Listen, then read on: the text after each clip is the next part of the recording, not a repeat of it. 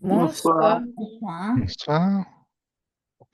Oui, moi personnellement, enfin, pour ceux qui ont participé aux précédentes sessions de lecture critique d'articles, pour dire autrement, d'explication d'articles, euh, d'explication critique, on avait évoqué en fin de dernière session le fait de lire des choses un peu plus, pas basiques, mais différentes, parlant d'anatomie et de physiologie, anatomie et physiologie neurologique notamment. Ouais, les Et femmes. puis voilà, il y a un choix qui s'est fait un peu lié à non pas la mode, mais à un article qui a fait du bruit sans qu'on sache trop pourquoi par rapport aux autres.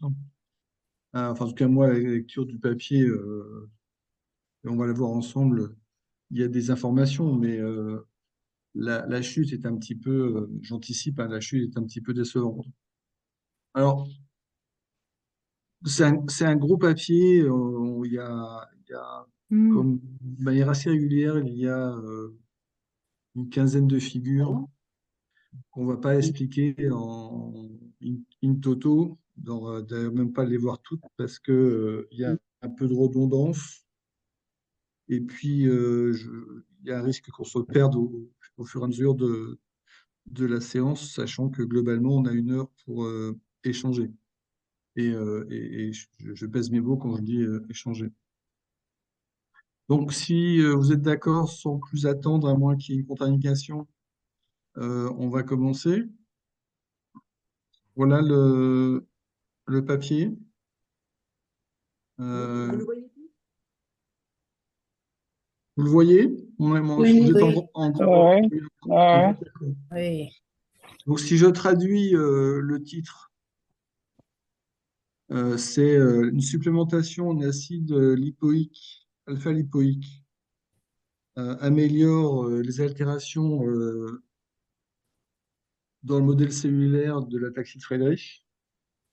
C'est fait par, comme on subodore quand on voit les auteurs, par une équipe espagnole. Et c'est publié dans le journal, en haut à droite, Orphanet Journal of Rare Disease, qui est, euh, qui est un journal relativement récent de biologie cellulaire notamment. Pas que. Alors, l'équipe quand on prend le dernier auteur, en fait, euh, qui est Sanchez Alcazar Gia, dans PubMed, hein, qui répertorie les publications scientifiques, on voit qu'il a un peu plus d'une centaine de publications qui sont très orientées biologie cellulaire des maladies neurologiques, au sens, et pas que neurologie d'ailleurs, musculaire. C'est pas une équipe spécialisée dans, dans l'AF. Et donc, c'est une équipe qui publie pas mal dans les maladies neurologiques, sur les aspects cellulaires et dégénérescence cellulaire. Donc, il n'est pas étonnant qu'ils aient des antériorités sur les évaluations de certains composés qui pourraient modifier les réponses cellulaires. Alors, la cotation, c'est un journal qui est récent, je vous l'ai dit, l'impact factor n'est pas terrible, 3,6, enfin proche de 3,7. Encore une fois, on est loin de ce que voit Nature, qui est 30 fois plus fort. Bon, en introduction, il rappelle, comme très souvent, on part de choses très macroscopiques à une question précise. Donc, il rappelle qu'il y a une relation entre le nombre de triplets GAA sur le début du gène de la frataxine, qui explique que les copies de gènes se font mal en ARN et donc en synthèse de protéines. Donc, il y a un déficit de la protéine frataxine, un déficit qui est quantitatif par rapport au sujet sain, même par rapport au sujet hétérozygote que sont les parents. Euh, la frataxine, il rappelle, il y a plusieurs rôles qui sont donc perturbés par ce déficit. Ils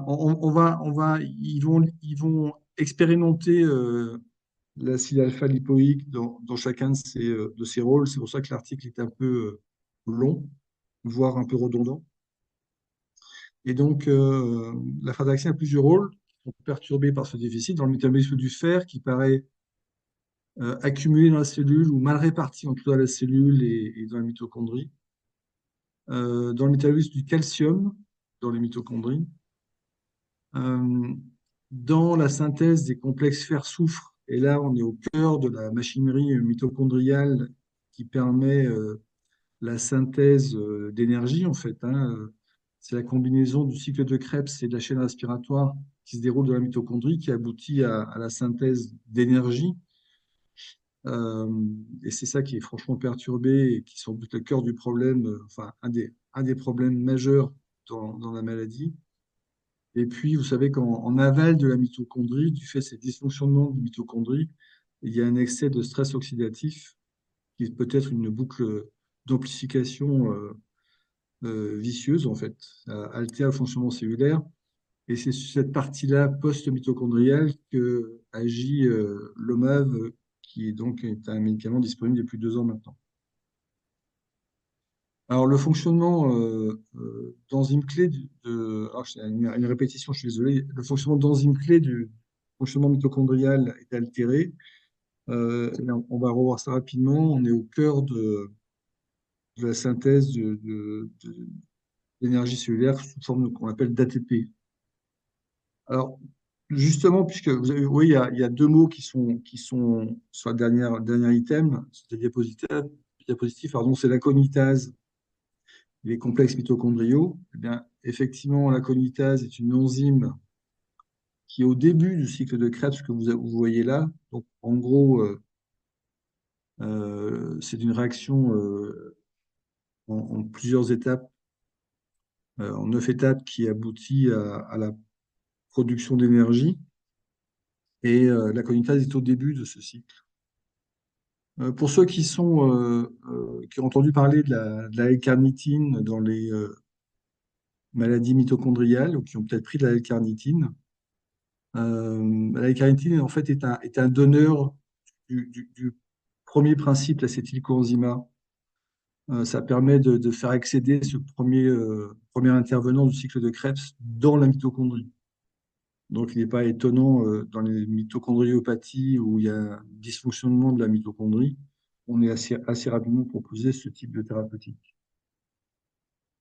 La deuxième diapositive qui est théorique, mais pour faire comprendre pourquoi les auteurs sont intéressés à la conitase et à la respiration mitochondriale, à la chaîne respiratoire, c'est que, donc vous voyez que le cycle de Krebs, il est dans le contenu de la mitochondrie. Là, on a la mitochondrie vue de haut, vue aérienne dessinée en haut à droite de la diapositive. Et puis, vous avez l'intérieur de la mitochondrie sur le reste de la diapo. Et donc, dans la matrice, dans l'intérieur de la mitochondrie, se passe le cycle de Krebs. Et ce qui est produit par le cycle de Krebs vient s'intégrer dans la chaîne respiratoire qui est dans la membrane interne et qui est une autre succession de réactions chimiques qui aboutit, comme vous le voyez, en fin de parcours, quand on va de droite vers la gauche, de la gauche vers la droite, pardon, vers la production d'ATP. Et l'ATP, ensuite, éventuellement évacué de la mitochondrie pour aller participer à des réactions chimiques dans la cellule. Et donc, c'est ce que vous voyez dans la membrane interne de la mitochondrie, ces espèces de grosses vacuoles bleues, sont des complexes euh, avec plusieurs protéines rassemblées, dont les protéines fer-soufre, qui sont déficitaires dans la maladie de Friedreich par déficit en frataxine. Et l'idée des auteurs, c'est que tant le cycle de Krebs que le cycle respiratoire, ou plutôt la machinerie respiratoire des mitochondries, peuvent être impactés favorablement par l'apport d'acide alpha-lipoïque. Alors, ce n'est pas une donnée nouvelle, puisqu'il y a des publications in vitro qui abondent. Alors, in vitro, modèle cellulaire, enfin in vitro, sur l'aspect biochimique, sur l'aspect cellulaire, et dans d'autres maladies neurodégénératives. C'est globalement connu pour participer à l'activation de facteurs de transcription, c'est-à-dire des gènes qui ont sous leur coupe, si je puis dire, un certain nombre de gènes qui participent à une fonction plus globale.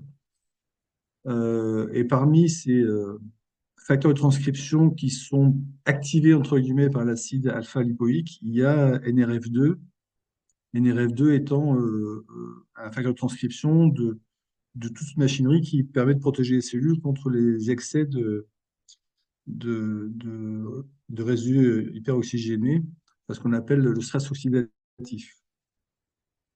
Il y a aussi d'autres molécules qui interviennent dans les réparations des altérations de l'ADN, comme PARP gamma, dont on va revenir sur le sujet. Donc, c'est PPAR gamma. On va en dire un mot sur le plan théorique. Alors, en dehors de ce rôle d'activation de facteurs de transcription, dont NRF2, qui est la cible de l'OMAV,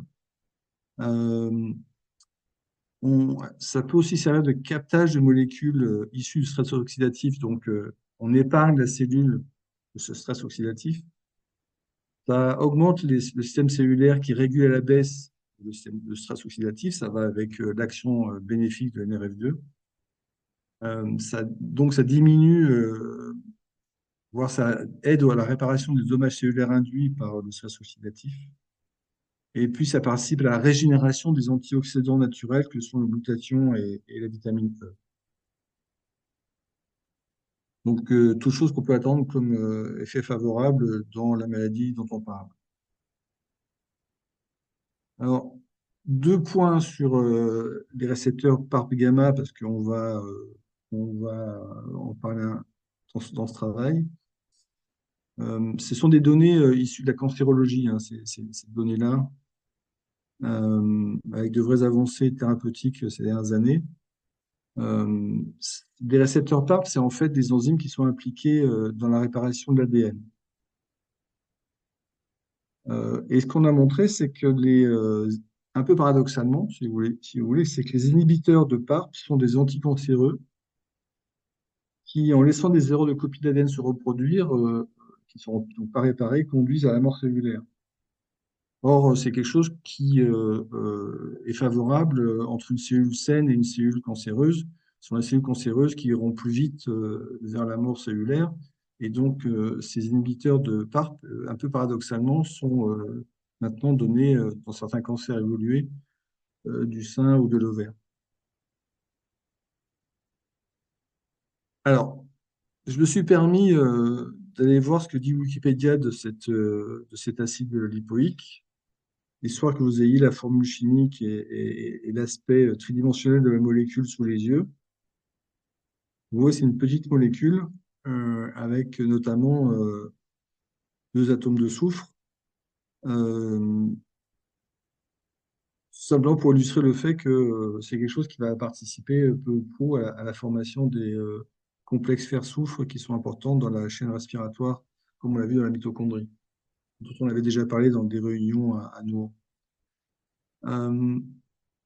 Wikipédia dit que cet acide lipoïque est un cofacteur d'au moins 5 enzymes, dont 2 appartiennent au cycle de Krebs. On l'a déjà évoqué notamment avec la conitase, le taux de départ du cycle de Krebs. C'est présent, alors si on regarde en termes de sources alimentaires, c'est beaucoup dans les abats. Et puis sur les épinards, c'est la Popeye, pour ceux qui connaissent, et puis dans les brocolis. Alors les brocolis, ça devient intéressant parce qu'il y a d'autres substances intéressantes dans les brocolis dont on a déjà parlé, mais peut-être qu'on en reparlera un autre jour. La difficulté, en fait, quand on se dit, bah ouais, dans ce temps-là, on va prendre des concentrés alimentaires, des préparations alimentaires où c'est largement enrichi. Le problème est que c'est lié fortement, pour des raisons chimiques, aux protéines. Et de ce fait, c'est pas immédiatement disponible pour les cellules et dans les cellules là où on voudrait. Et il n'y a pas de. Alors j'anticipe un peu sur en fait, la discussion des auteurs qui disent 3 mots sur les aspects molécules à utiliser en thérapeutique. Ils disent bien qu'on manque d'informations sur qu'est-ce qui se passe quand c'est absorbé et comment ça va au bon endroit, quand on l'imagine comme un sujet de traitement. Parce que c'est fortement lié aux protéines et que les protéines en soi peuvent entraver l'absorption intestinale, peuvent entraver la diffusion dans les cellules. Alors, une fois qu'on a dit ça, au regard de l'effet bénéfique sur plusieurs cibles cellulaires et mitochondriales, les objectifs des auteurs, c'était d'étudier l'effet d'un apport en acide lipoïque dans les modèles cellulaires qu'ils utilisent. Et en gros, c'est que ça. Et alors, quand je dis que ça, c'est pas péjoratif, hein, mais c'est voilà, il n'y a pas 46 approches. Ils ont pris deux patients et de leurs cellules, ils en font une culture cellulaire qui font dériver en fibroblastes. Et puis après, des cultures cellulaires qui font dériver en neurones. C'est-à-dire qu'in vitro, on fait différencier les cellules d'un format entre guillemets qu'on veut. Et ce qui est très facile d'utilisation, ce sont les fibroblastes. Ce qui est un peu moins facile d'utilisation, ce sont les neurones. Mais ils ont fait des manips sur les deux types de cellules. Alors, les résultats, on va y aller tout doucement, même si à la fin j'accélère parce que peut-être que j'aurais consommé beaucoup de temps. N'hésitez pas à m'interrompre, hein. On va passer un petit peu de temps sur cette diapo parce que tout le reste, c'est une espèce de copier-coller, mais avec des réactifs différents et des recherches différentes. En gros, à partir des cellules qui cultivent, il y a toujours comparaison de deux contrôles et de deux patients. Les deux patients ont un nombre de triplets GA un petit peu différent, parce que le premier, globalement, est à 350 répétitions GA x 2, donc sur chacun des deux chromosomes donnés par chacun des deux parents. Donc les deux parents hétérozygotes, enfin, qu'on imagine hétérozygotes, avaient en gros le même nombre de GAA sur chacun de leurs chromosomes. Et puis le deuxième patient en a un peu plus tout de même, hein, parce qu'il est entre 450 pour le premier gène et 560 pour le deuxième. Et ils ont mesuré comme ça que ces anomalies du gène de la frataxine donnaient pour l'un une baisse de 60% de la frataxine et pour l'autre une baisse de 80%. Et alors, pour faire l'ensemble des manips d'évaluation de l'impact bénéfique de l'acide lipoïque, alpha-lipoïque, ils vont utiliser ce que vous voyez sous les yeux en figure ABC. La figure A, c'est de la quantification par PCR, par RT, Reverse Transcriptase PCR, du nombre de copies de gènes, donc de nombre d'ARN. C'est la quantification des ARN par RT-PCR. Et donc, si on comprend bien que la quantité produite par un sujet normal est 1, que vous voyez en ordonnée sur la figure A, le contrôle 1 et le contrôle 2 sont à 1, c'est-à-dire à 100%, quoi. Voilà, ils sont entre guillemets avec des quantités d'ARN de frataxine normales. On voit que pour le patient 1 et le patient 2, la baisse est importante en termes de quantité de transcrit de l'ADN vers l'ARN de frataxine, puisqu'on est dans des proportions qui sont des baisses comme c'est dit, de 60 et 80%. Ça, c'est donc montrer que dans une cellule, enfin un paquet de cellules on extrait ça, hein, à un moment donné, le nombre de copies d'ARN de la frataxine est abaissé chez les patients. Sous-entendu, l'ADN est bien présent, mais l'altération de l'ADN fait qu'il y a une mauvaise copie et donc moins de copies d'ARN messager.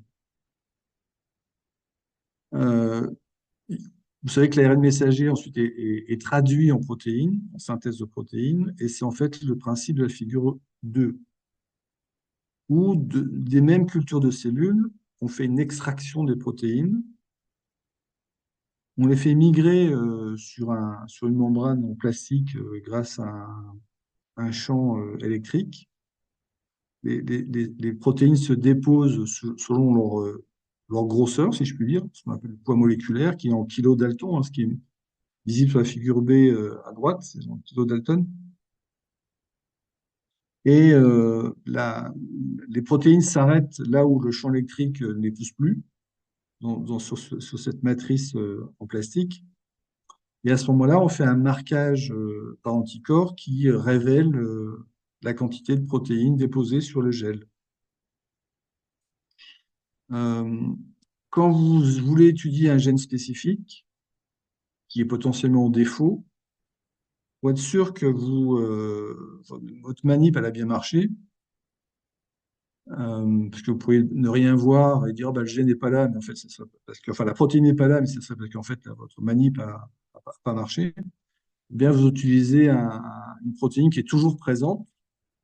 Et donc, très, très, très régulièrement dans les papiers, on a le gène ou la protéine de l'actine qui est testée. Donc, c'est ce que vous voyez en dessous. Donc, FXN, c'est pour frataxine. Et en dessous, c'est actine. Actine, on comprend bien, c'est une autre protéine. C'est une protéine du cytosquelette. On comprend bien que toutes nos cellules ont un cytosquelette pour bouger.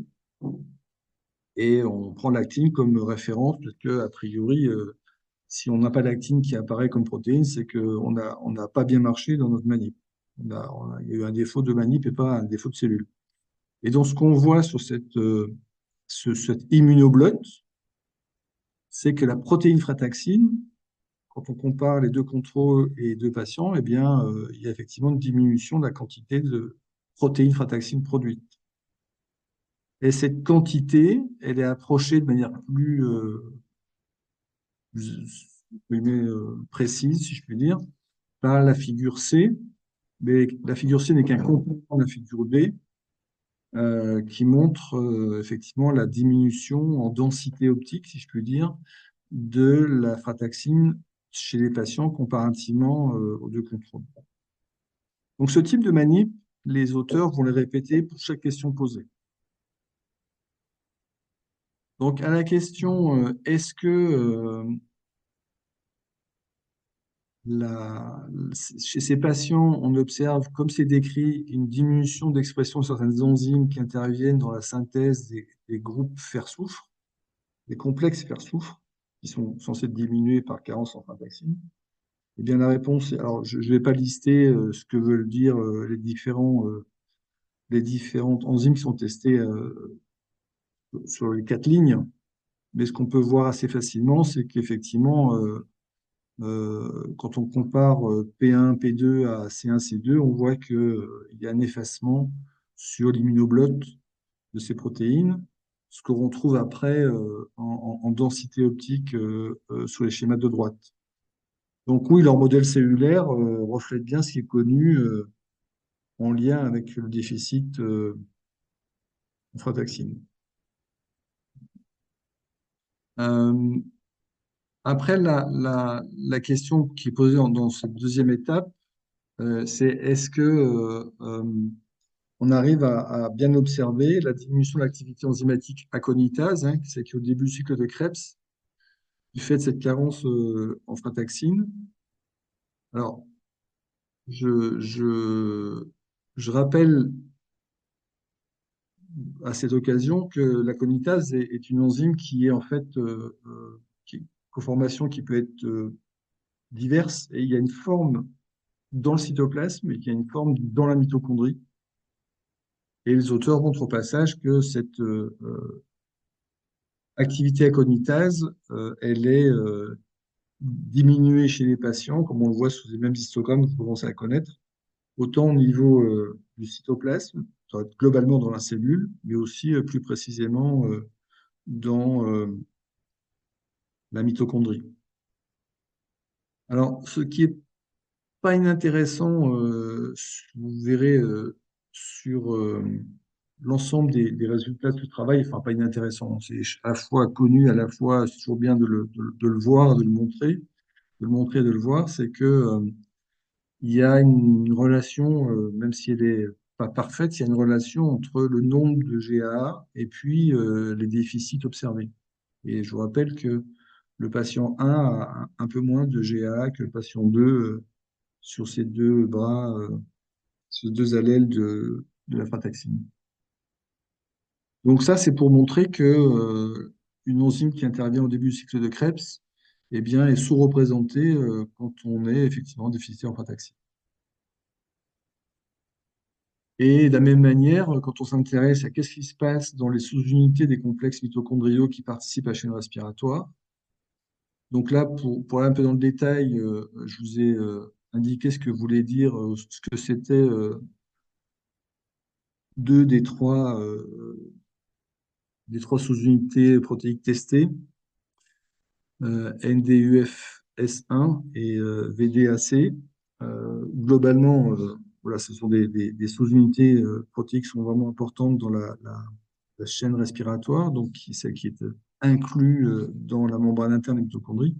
Et vous voyez que là encore, quand on regarde les traits spécifiques de l'immunoblotte, le patient P1 et le patient notamment P2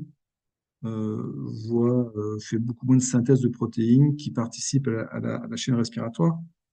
Et donc, on voit bien que, avec le diapo d'avant, que plusieurs étapes en fait de la synthèse de l'énergie cellulaire sont entravées par déficience frataxine. Ça, c'est la même chose en densitométrie, donc je passe rapidement. Vous voyez, c'est toujours un peu la même approche méthodologique et on ne va pas le reprocher.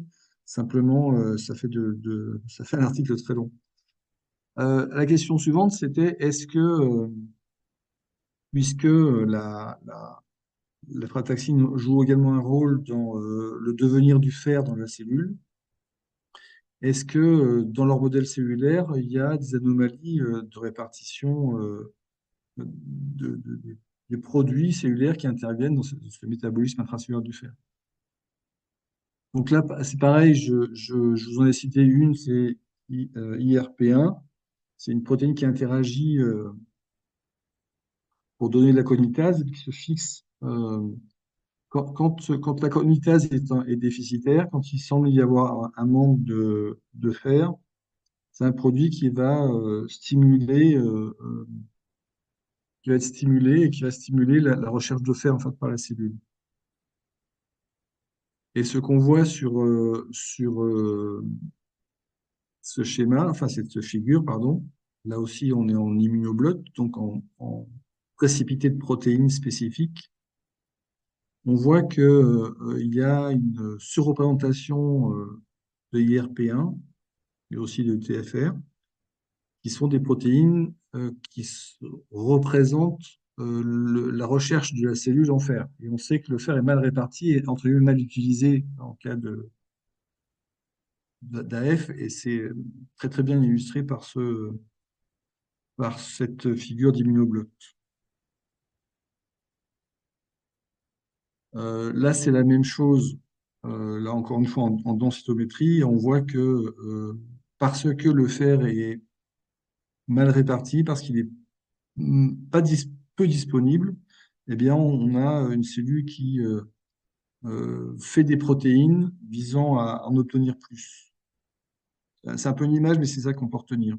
Le défaut de ce qu'on appelle le défaut d'homéostasie, c'est-à-dire en fait, il est mal régulé dans la cellule, aboutit à ce que la cellule, on cherche plus en fait, parce qu'elle n'arrive pas à l'utiliser correctement. Et alors ça, c'est une autre technique de marquage cellulaire pour montrer l'accumulation intracellulaire de fer. Donc, on est sur les cultures fibroblastes. Les auteurs rajoutent une coloration entre guillemets toute bête, hein, on fait beaucoup en cytopathologie, quand on étudie les tissus et les cellules. On fait une coloration qui met en évidence la présence de fer accumulé ou pas dans les cellules. Et vous voyez à gauche un contrôle, et puis les deux patients au milieu et à droite de la diapositive. Et plus on a le bleu, plus il y a du fer dans les cellules. Et vous voyez qu'effectivement, le patient 2 en a beaucoup, entre guillemets, accumulé. C'est pas une quantification en l'état qui est très précise, mais c'est une illustration de cette, entre guillemets, surcharge en fer. Bon, ça, c'est la même chose sous un format, une expression différente de l'image, mais globalement, vous pouvez retenir qu'il y a une surcharge en fer. Alors, euh, la surcharge en fer, elle peut être associée à une augmentation des radicaux libres. Et au passage, les auteurs utilisent cette microscopie électronique c'est une microscopie confocale, pour illustrer aussi l'existence d'une augmentation des radicaux libres. Et c'est ce qu'on voit sur les différents schémas. Donc, on a compris que quand vous avez beaucoup de coloration verte, ça veut dire que vous avez beaucoup de radicaux libres. Et c'est ce qui est mis en quantité sur l'histogramme en haut à droite. Vous voyez que les patients P1 et P2 accumulent dans les cellules des radicaux libres qui sont, en une fois, qui sont toxiques à court et moyen terme et qui potentiellement aboutit à de la mort cellulaire. Bon, je vais passer, encore une fois, c'est le Sudan Black, c'est le marquage du fer, et l'autofluorescence, c'est en fait le radicaux libres. Euh, alors, la question qui est vraiment importante, c'est bien entendu, on l'a tous en tête, c'est au fait, qu'est-ce que fait l'acide lipoïque, alpha-lipoïque, et est-ce que, bien entendu, ça c'est une donnée fondamentale de pharmacologie, est-ce qu'il y a un rapport entre une concentration et un effet cellulaire?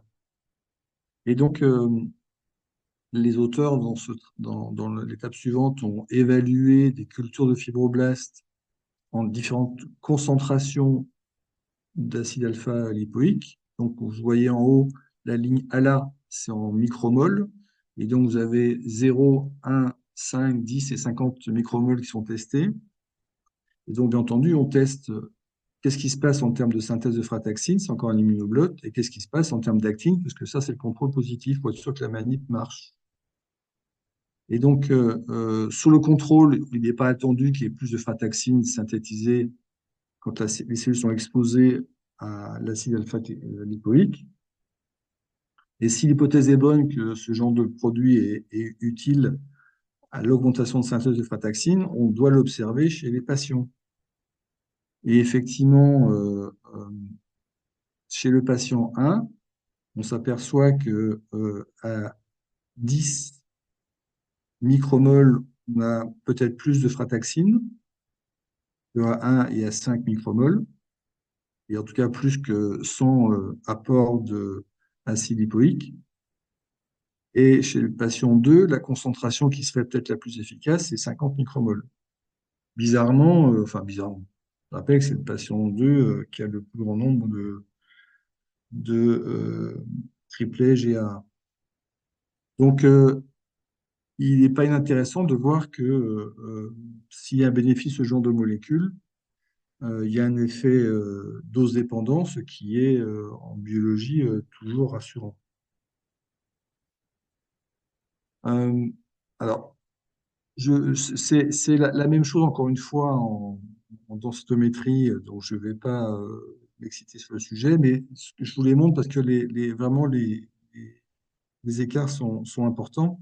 Si vous regardez simplement la figure D, qui reflète l'expression de la frataxine, euh, on voit très bien que les contrôles ne sont pas impactés par l'apport dans le milieu de culture de l'acide lipoïque, alors que pour P1 ou pour P2, les quantifications, il n'y a pas photo, on passe du simple au double. Euh, quand quand les cellules sont en carence de frataxine, ce qui se passe, c'est potentiellement de la mort cellulaire par dysfonctionnement de la mitochondrie.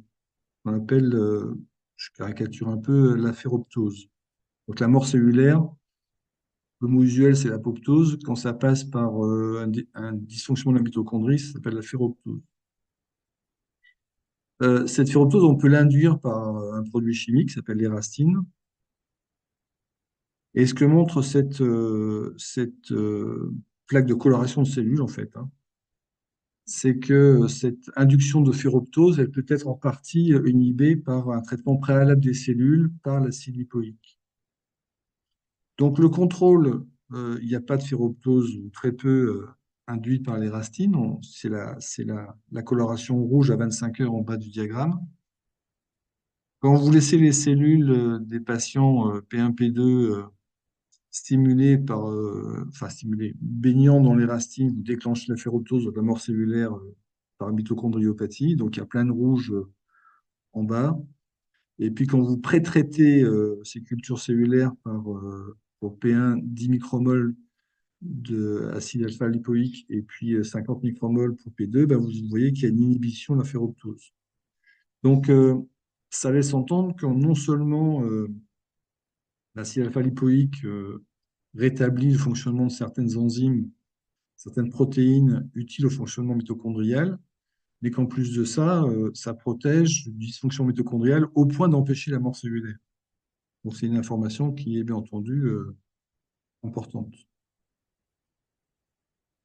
Et pour illustrer en plus cette amélioration du fonctionnement mitochondrial induit par l'acide lipoïque, eh bien, ils vont tester ce qu'on avait testé dans le modèle cellulaire sans apport au départ, à savoir est-ce que les protéines qui participent au complexe fer-soufre sont induits par l'exposition à l'acide lipoïque.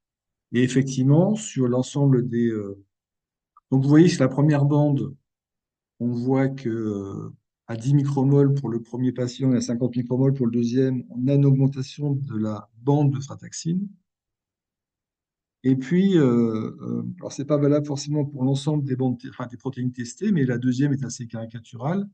On voit bien que quand on regarde P1, l'apport dans le milieu de culture des cellules de l'acide lipoïque augmente ISCU pour P1 comme pour P2.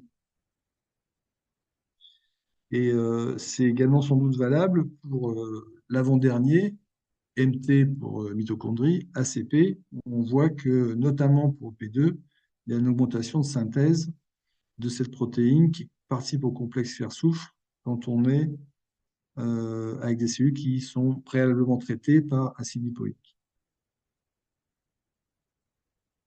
On avait parlé, en plus des complexes fer-soufre, on avait parlé de la conitase, qui est une enzyme qui intervient au début du cycle de Krebs. Est-ce que son activité est augmentée tant au niveau cytosolique, du cytoplasme cellulaire, qu'au niveau de la mitochondrie? Et vous voyez que les résultats sont pas complètement univoques. Alors effectivement, en termes d'activité enzymatique, l'apport d'acide lipoïque augmente la conitase cytosolique, c'est le schéma de gauche, pour P1 et pour P2. Et quand vous regardez ce qui se passe dans les mitochondries, ben, il ne se passe pas grand-chose pour P1 et il se passe pas grand-chose non plus pour P2. Ça peut suggérer qu'il y a un problème de diffusion à un moment de cet acide lipoïque au bon endroit. Ça fait que suggérer, hein. C'est une discussion qui est un peu ouverte. Mais en tout cas, les résultats ne sont pas complètement univoques entre l'activité aconitase cytoplasmique et l'activité aconitase mitochondriale. Voilà, c'est la même chose, mais sur les sources d'unité des complexes mitochondriaux, donc je ne vais pas revenir sur le sujet. Globalement, on comprend que quand on cultive ces cellules qui sont déficitaires sur certaines enzymes et certains complexes protéiques au niveau de la synthèse qui doivent aboutir à la synthèse d'ATP, eh bien, quand on pré-expose ces cellules à l'acide alpha-lipoïque, on a une amélioration, une diminution de ce dysfonctionnement. Voilà, on a déjà vu ça sur le modèle cellulaire. Ils reproduisent les mêmes manips, mais avec les inhibiteurs, enfin, l'activateur, et on a des résultats intéressants. Alors, il complexifie un tout petit peu, puisque l'excès de radicaux libres, pardon, le déficit en frataxine s'accompagne d'une anomalie de répartition du fer. On l'a vu avec les colorations des cellules. La question, c'est est-ce que ces anomalies de répartition du fer sont améliorées par l'apport d'acide alpha-lipoïque? Et effectivement, si on regarde les mêmes colorations, P1, P2, qui les cellules sont bien bleues, bien chargées entre guillemets en fer, on s'aperçoit qu'avec le traitement, les colorations sont indistinctes entre le contrôle et les deux patients. Donc, les anomalies de répartition du fer sont minorées par l'apport de cette acide alpha-lipoïque. Et quand on regarde ensuite, par une autre technique de spectrométrie de masse, au fait quelle est la quantité de fer qu'on détecte, eh bien, on s'aperçoit qu'effectivement, s'il y a trop de fer dans les cellules, donc ça c'est le schéma de droite, un histogramme, si on voit, il y a des questions? Non, je continue.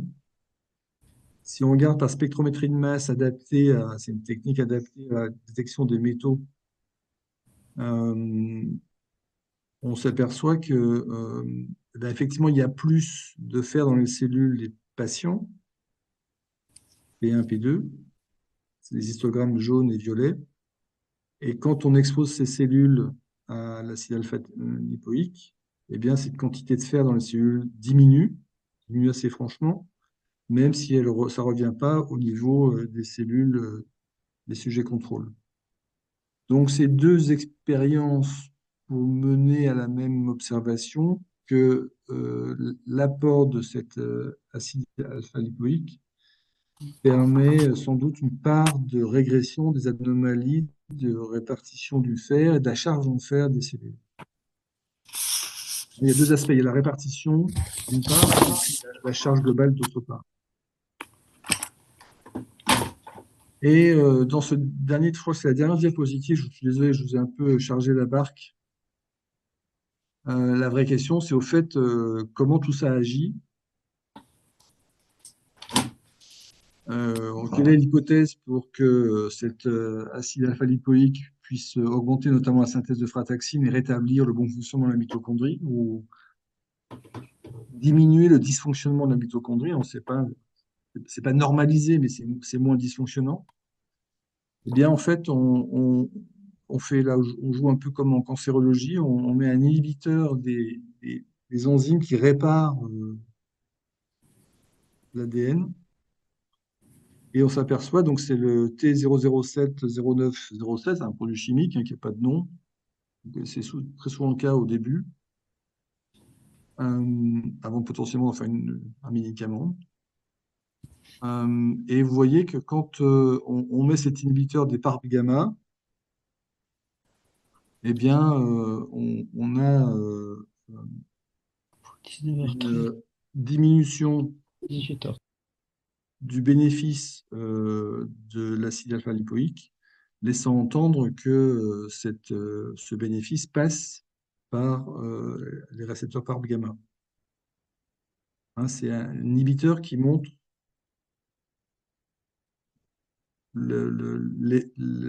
par où ça passe en fait. L'effet bénéfique est inhibé par l'inhibiteur. Donc voilà, j'ai chanté complètement. Ils font les mêmes manips en gros sur le deuxième modèle cellulaire de neurones. Mais c'est globalement des copier-coller et c'est pas une critique, ils font un gros travail. Donc, qu'est-ce qu'ils montrent, pour résumer dans ce travail, c'est que dans le modèle cellulaire issu de patients, modèle de culture cellulaire de fibroblastes, on reproduit les désordres biologiques observés dans l'AF, alors à l'échelle cellulaire, hein. Il n'y a pas d'observation à l'échelle tissulaire ni de modèle animal.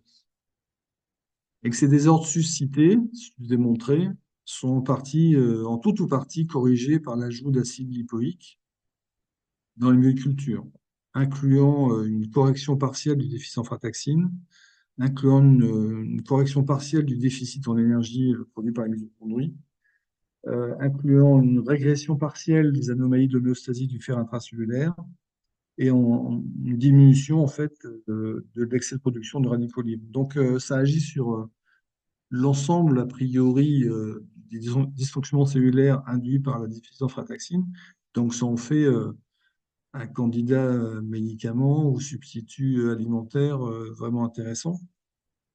Et globalement, on s'aperçoit que leurs données sont corrélées, sont impactées par le nombre de GA, puisqu'entre P1 et P2, il y a des différences de résultats, et P1 et P2 sont différents par le nombre de GA.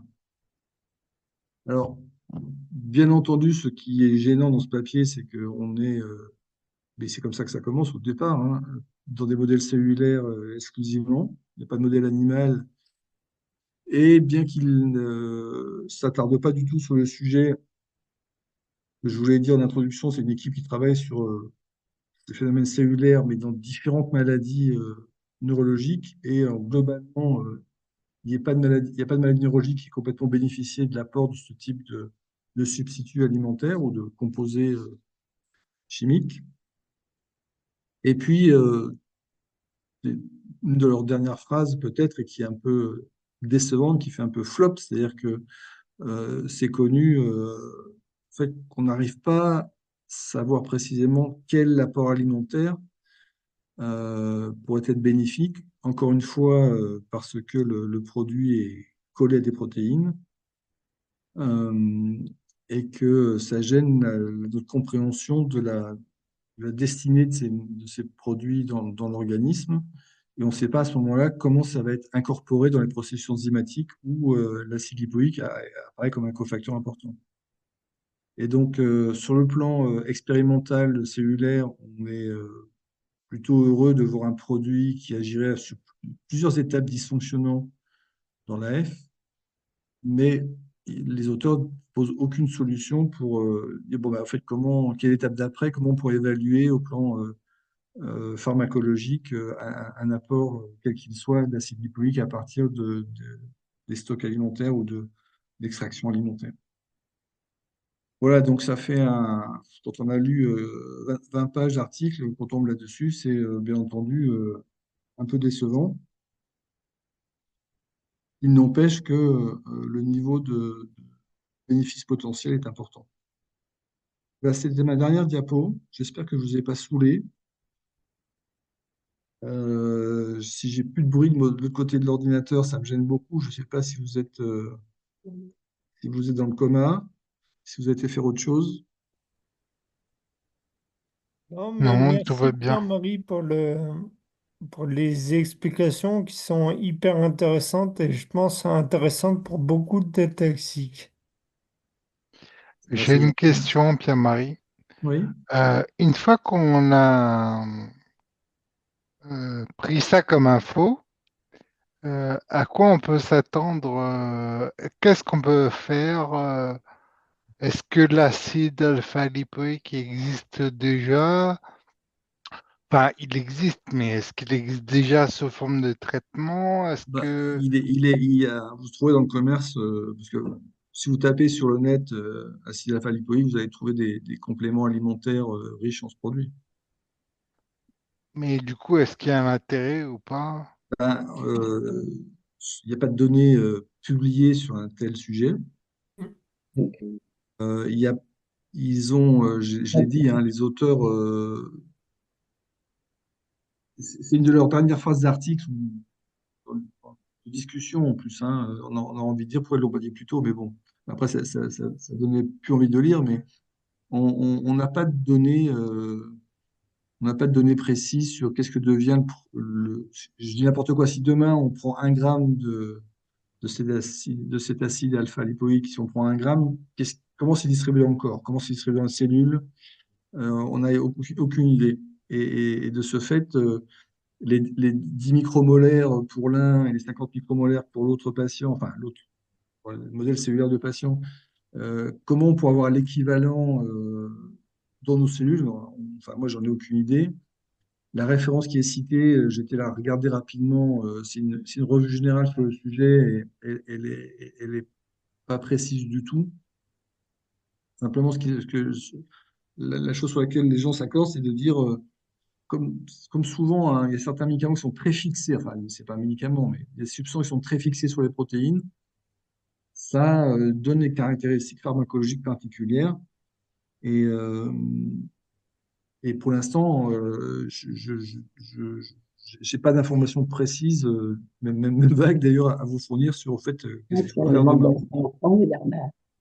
Après, c'est sûr que quand on a quelque chose qui ressemble à, d'après ce que tu dis, à un complément alimentaire, ça donne envie de complémenter, quoi. Ah oui, oui, oui, je vous parlais des brocolis. Alors, donc, c'est c'est richement présenté dans les brocolis. Dans les brocolis, il y a le sulforaphane, qui est aussi un bon activateur de NRF2, un peu comme fait le MAV, et donc qui est un facteur de transcription qui tient qui coordonne en fait tout un ensemble de protéines qui participent à la détoxification cellulaire. Je disais que dans le brocoli, s'il y a beaucoup d'acide alpha-lipoïque, il y a aussi du sulforaphane. Et le sulforaphane fait un équivalent de d'OMAV, en fait. Il agit sur la même voie. Donc peut-être que si un complément alimentaire, je fais de la pub, hein, je me laisse juste réfléchir à voix haute. S'il y a peut-être un complément à prendre, c'est celui-là, un complément de brocoli. Euh, je vais un peu plus loin, on en a acheté avec Patricia. Ça a un goût de brocoli, ça sent très très fort, le brocoli. Et il faut vraiment le prendre en fin de repas si vous ne voulez pas avoir un reflux au goût de brocoli, hein. Ok, merci. Moi, j'ai une question, Pierre-Marie. Je vous en prie. Donc, c'est Gauthier. Du coup, en fait, ce que je comprends dans tout ce que tu as dit, c'est que pour l'instant, on a un petit doute où on ne sait pas comment est synthétisé par un complément alimentaire d'acide alpha-lipoïque. Si on l'ingère comme ça, on ne sait pas l'effet ou si vraiment il va dans les cellules. Bah, c'est ça. Ce qu'on appelle en pharmacologie la distribution de médicaments, on ne sait pas ce qu'il devient. Comment il va dans les différents compartiments.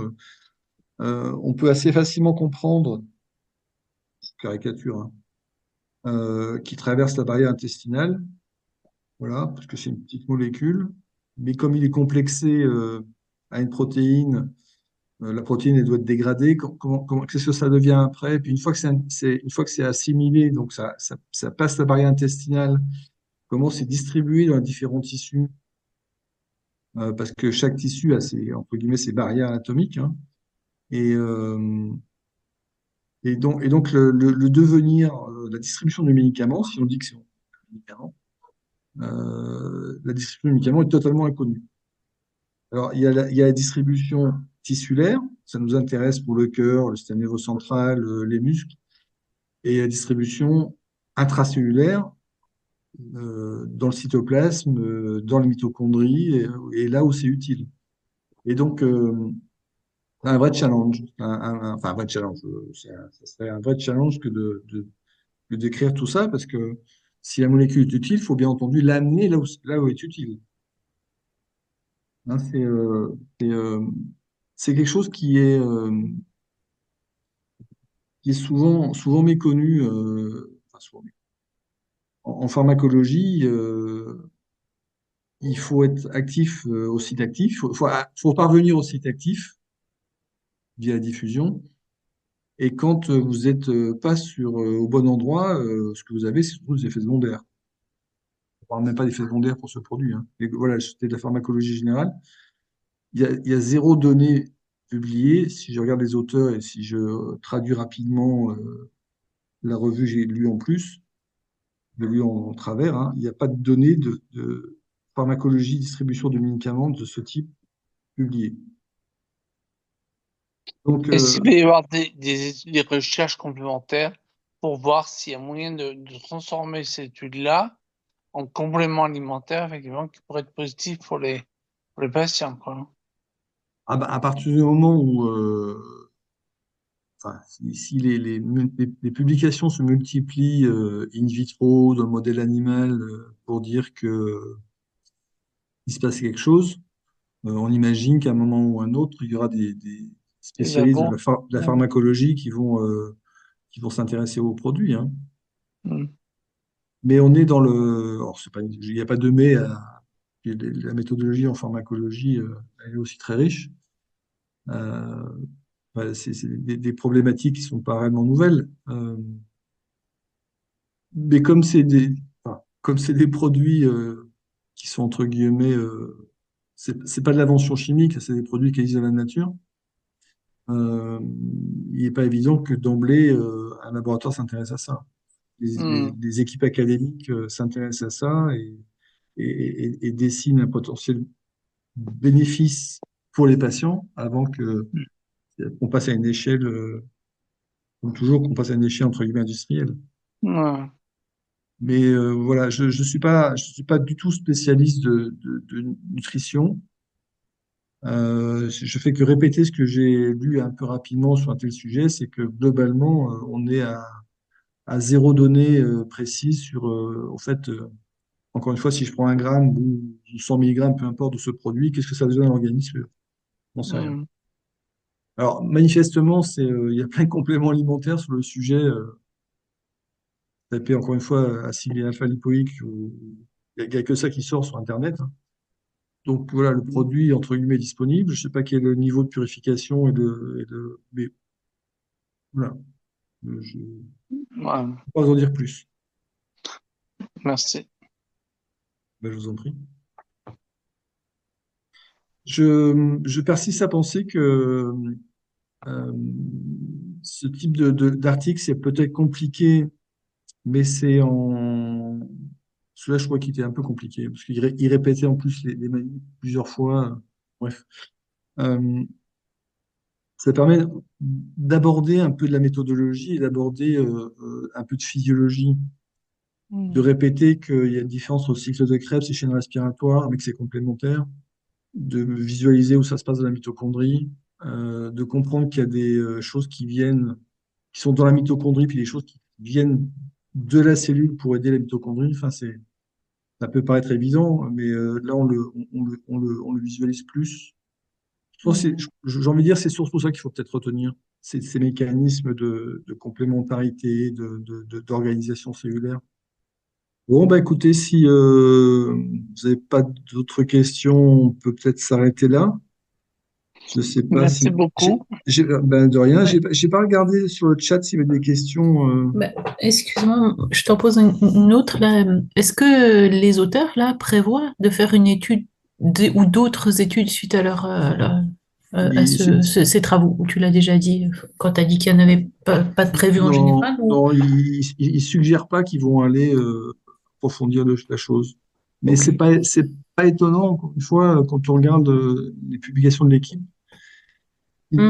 Il tourne autour de la biologie cellulaire des maladies neurologiques Ok. et pas de la F. Et Hmm. il tourne dans les anomalies cellulaires, mais ils font pas de la pharmacologie. Donc c'est vraiment des biologistes cellulaires. C'est pas restrictif, c'est pas une critique, hein. Hmm. Mais ils suggéraient pas en discussion de leur article et en conclusion qu'ils allaient approfondir les aspects notamment pharmacologiques qu'on aimerait bien entendre. Ouais. D'accord.